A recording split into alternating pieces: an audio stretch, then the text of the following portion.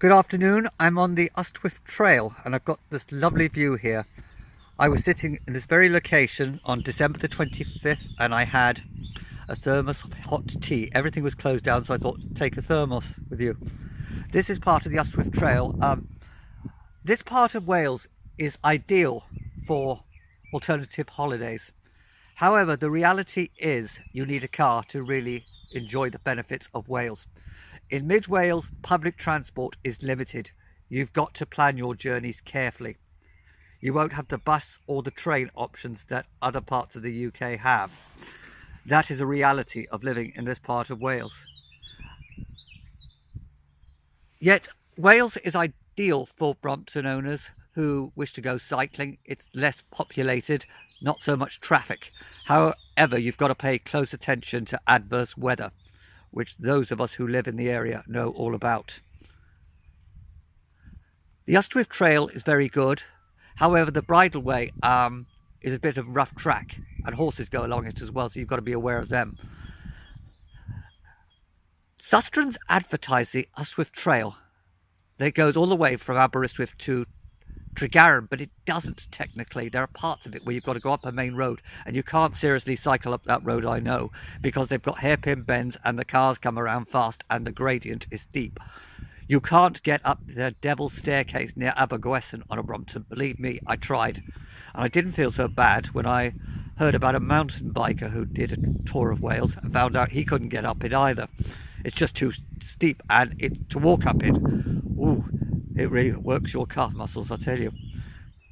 But you can't come to Wales for the weather, but you can have a very relaxing holiday. If anybody's doing a tour of Wales for a week, I'd say 30 miles a day is enough. If you're going for 40, 50 miles, you're pushing it a bit.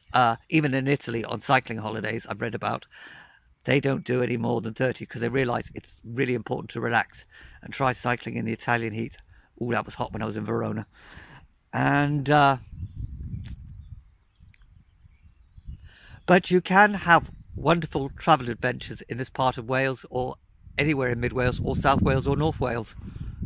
But Mid Wales, West Wales are undiscovered jewels. I mean, I adore rides in Pembrokeshire because my mother was from Pembrokeshire, so it's very personal to me. Oh, I'll give a useful travel tip just in case you get antagonism from bus drivers, which I've had. I only know so much of the Welsh language, but Caiga Geiga Jow is a useful one. That means shut up, you bugger. And if that doesn't work, poke my hole in Irish. Dad taught me. And so actually I tried it on a colleague from South Wales and she couldn't understand my accent because the dialect in Ceredigion keeps changing every 7 miles. Welsh farming couple told me coming back from Cardiff one day. I've actually looked into the similarities between the Irish and the Welsh languages, very similar, and realising it's the mass Celtic migration. The Celts went back and forth to 3,000 years ago, but there were tribes in this part of Wales for 11,000 years before the Celts ever arrived. But it is wild country, and Hinterland is filmed in this area as well. Not that I've ever seen them about, but the lead character, he raves about this area, and that was in the Radio Times, as I recall. He actually said he'd retire to this area if he was 65. So it is a wonderful part of Wales. I find it very relaxing around here. Oh, I enjoy going off elsewhere, but I find I like coming home.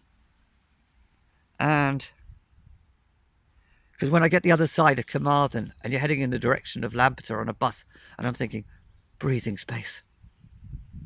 Because I've lived out of cities now for 23 years. Even when I go back to London, it's like a distant memory now, because that's where I'm originally from.